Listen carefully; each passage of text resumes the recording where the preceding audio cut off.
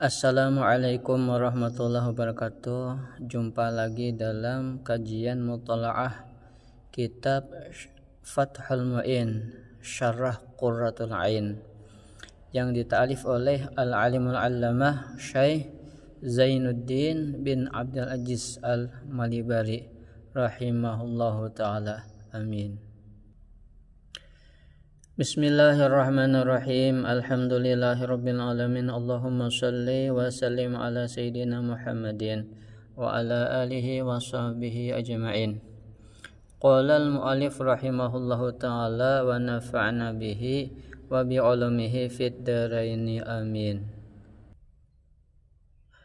Nah, sebelum melanjutkan kepada pembahasan berikutnya, di sini kita mau mengoreksi tentang video yang sebelumnya. Nah, di video yang telah lalu pada menit ke 5.30, nah itu tentang kalimat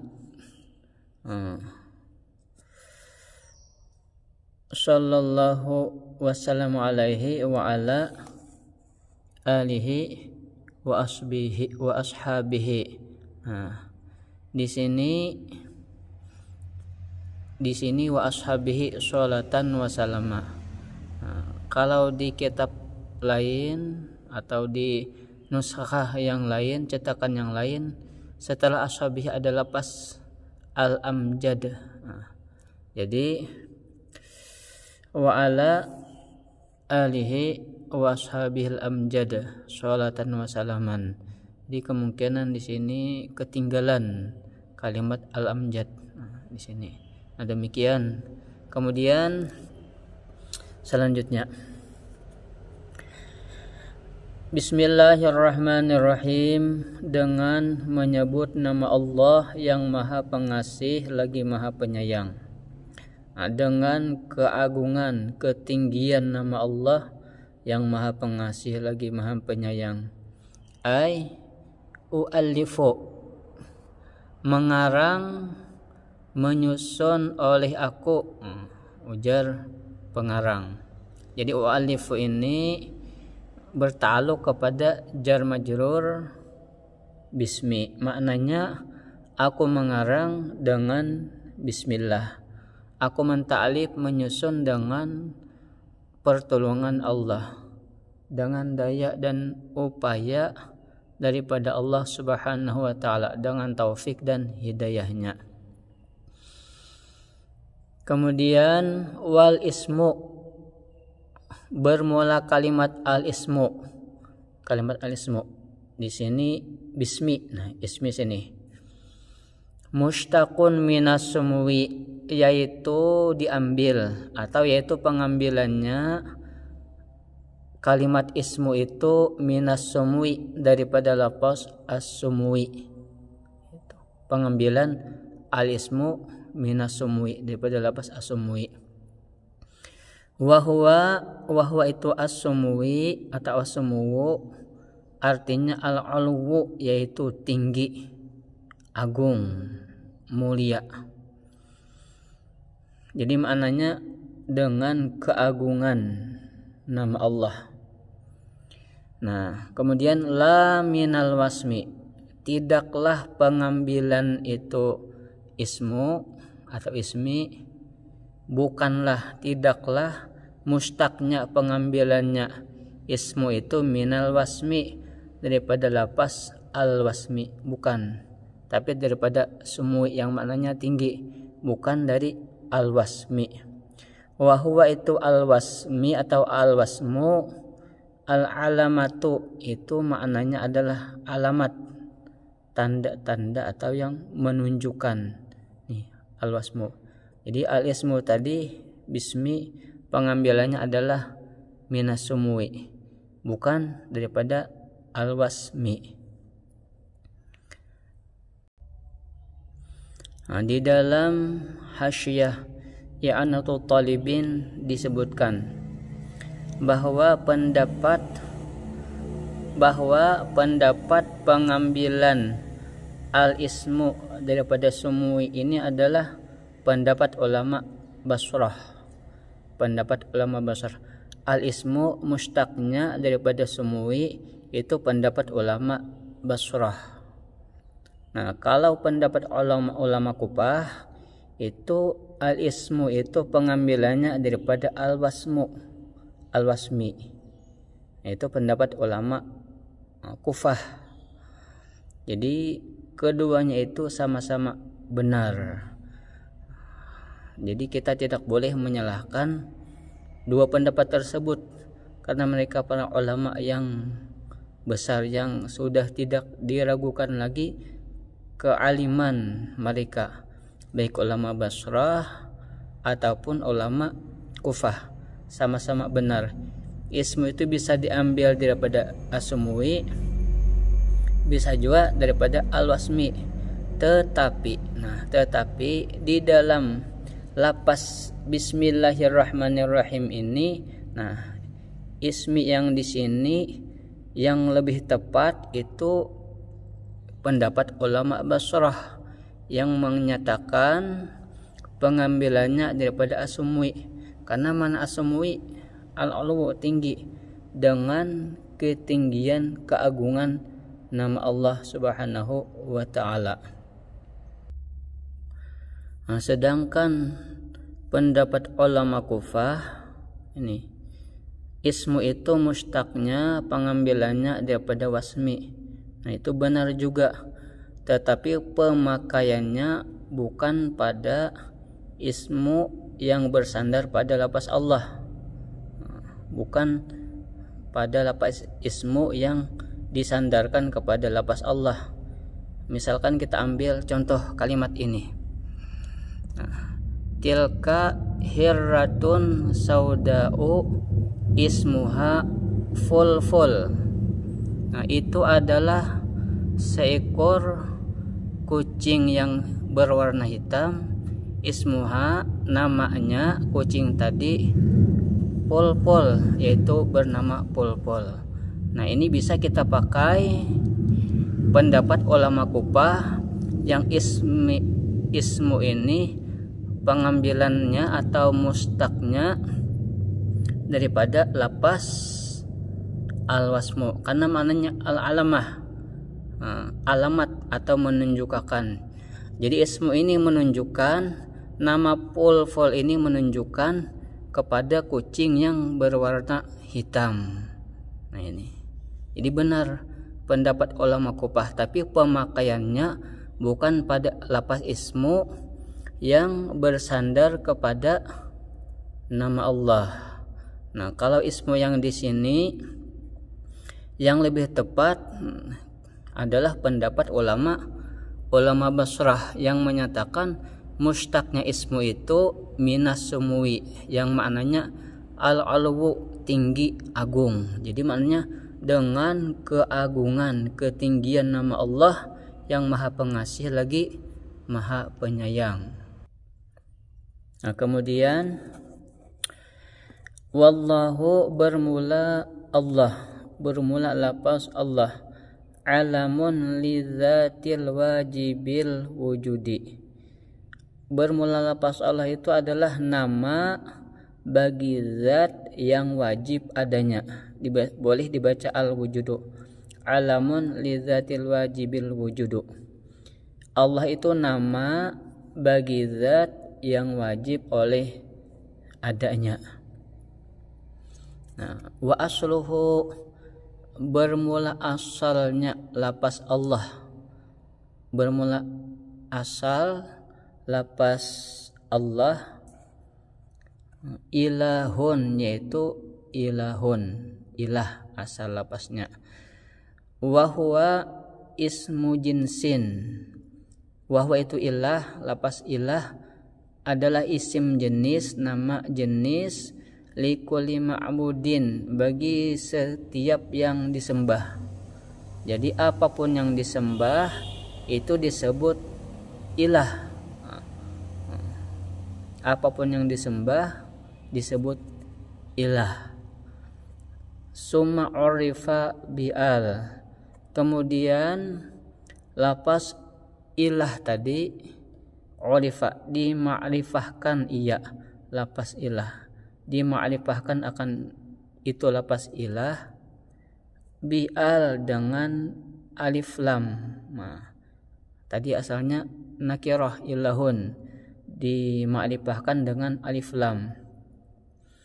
Wa hudhifatil hamzatu, dan dibuang akan hamzahnya. Hamzahnya ini dibuang. Jadi lafaz Allah itu asalnya nih ilahun, ilah. Kemudian lafaz ilah ini ditambah alif lam. Yang asalnya nakirah dimasuki alif lam menjadi ma'rifah. Kemudian ini hamzahnya ini dibuang. Ini hamzah ilahun. Jadi al ilah. Asalnya ilah dimasuki alif lam ma'rifah menjadi al ilah. Lalu hamzahnya dibuang menjadi diberisi nih Allah. Demikian asalnya ilah menjadi al ilah, kemudian Allah. Kemudian summastu'mila. Nah, kemudian dipakaikan, digunakan akan lafaz Allah yang sudah ma'rifah, digunakan atau digunakan fil ma'budi bihaqqin, pada zat yang disembah dengan sebenar-benarnya, ya, zat yang wajib adanya tadi, zat Allah. Lafaz Allah digunakan untuk Tuhan yang berhak untuk disembah dengan sebenar-benarnya. Wa huwa itu Allah, lafaz Allah ismul a'zam. Nah, lafaz Allah itu adalah ismul azam indal aksari, menurut kebanyakan ulama. Allah itu adalah ismul azam, yang barang siapa berdoa dengan ismul azam pasti akan diijabah, dikabulkan oleh Allah Subhanahu wa taala.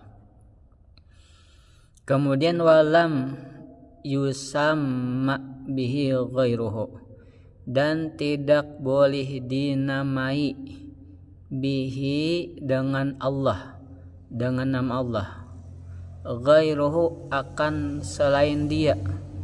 Tidak boleh dinamai dengan nama Allah, bihi dengan nama Allah, ghairuhu akan orang yang selain Allah, tidak boleh. Walau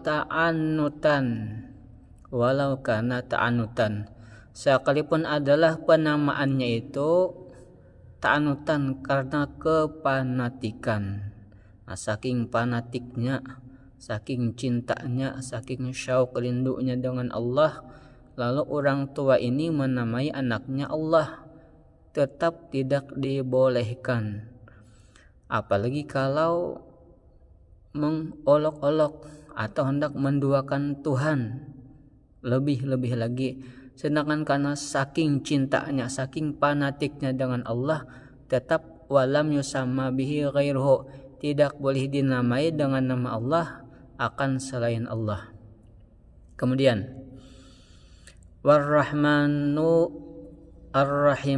warrahmanur rahimu sifatani, bermula lafaz ar-rahman ar-rahim, ar-rahman ar-rahim. Nah, keduanya itu sifatani, dua sifat keduanya. Ar-Rahman sifat Allah, Ar-Rahim sifat Allah. Bunyata yang dibina, yang dibentuk keduanya Rahman Rahim lil mubalaghah, bagi mubalaghah bersangatan. Jadi maknanya Allah itu bersangatan sayang, bersangatan kasih sayang. Min rahima, itu kalimatnya daripada rahima. Rahima yarhamu, ini asalnya, asal fi'il madhinya rahima.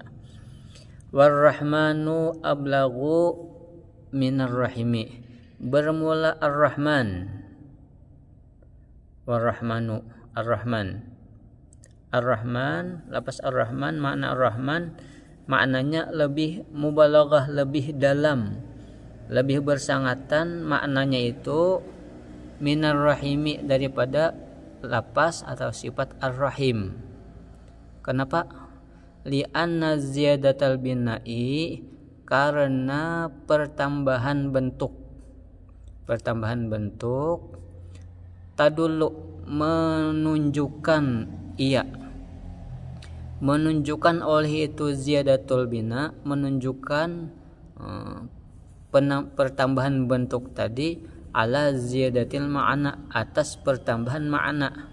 Nah, di sini kita lihat ini Ar-Rahman lebih banyak hurufnya daripada Ar-Rahim.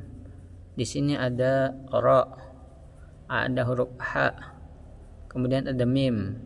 Kemudian di sini sebenarnya ada alif yang menunjukkan huruf mad. Ar-Rahman. Nah, mad ini alif. Nu, Ar-Rahmanu. Jadi ra, ha, mim, alif dan nun. Ada 5 huruf yang selain alif lam. Sedangkan di Ar-Rahim ada huruf ra, ada huruf ha, ada huruf ya, huruf mad ya, ada huruf mim. Ini ada 4 huruf. Jadi huruf di kalimat Ar-Rahman lebih banyak daripada huruf yang di kalimat Ar-Rahim. Nah, ini menunjukkan pertambahan huruf itu menunjukkan pertambahan bentuk Ar-Rahman lebih banyak daripada bentuk Ar-Rahim. Itu menunjukkan atas ziyadah, pertambahan makna juga. Jadi lebih mubalaghah, lebih dalam makna Ar-Rahman. Ar-Rahmanu ablagu minar Rahim. Sifat Ar-Rahman lebih dalam, lebih bersangatan daripada sifat Ar-Rahim. Li'anna ziyadatal bina'i tadullu ala ziyadatil ma'na, karena pertambahan bentuk menunjukkan oleh pertambahan bentuk itu atas pertambahan makna. Wali qaulihim, dan karena perkataan para ulama, wajar para ulama, rahmanud dunya wal akhirah, sifat Rahman itu berlaku di dunia dan di akhirat. Oleh karena Allah bersifat Ar-Rahman, maka Allah Ta'ala memberikan kenikmatan dunia untuk orang-orang kafir juga. Orang Islam dan orang kafir itu sama mendapatkan kenikmatan, anugerah daripada Allah, karena Allah bersifat Rahman. Jadi Rahman itu berlaku di dunia dan di akhirat. Warahimul akhirah, sedangkan Ar-Rahim itu hanya di akhirat, untuk orang-orang yang beriman. Nah, kemudian selanjutnya alhamdulillahilladzi hadana. Insyaallah nanti pada pertemuan yang akan datang. Nah, semoga barakah, semoga bermanfaat. Wassallallahu ala sayyidina wa maulana Muhammadin wa ala alihi wa sahbihi wasallam. Walhamdulillahi rabbil alamin.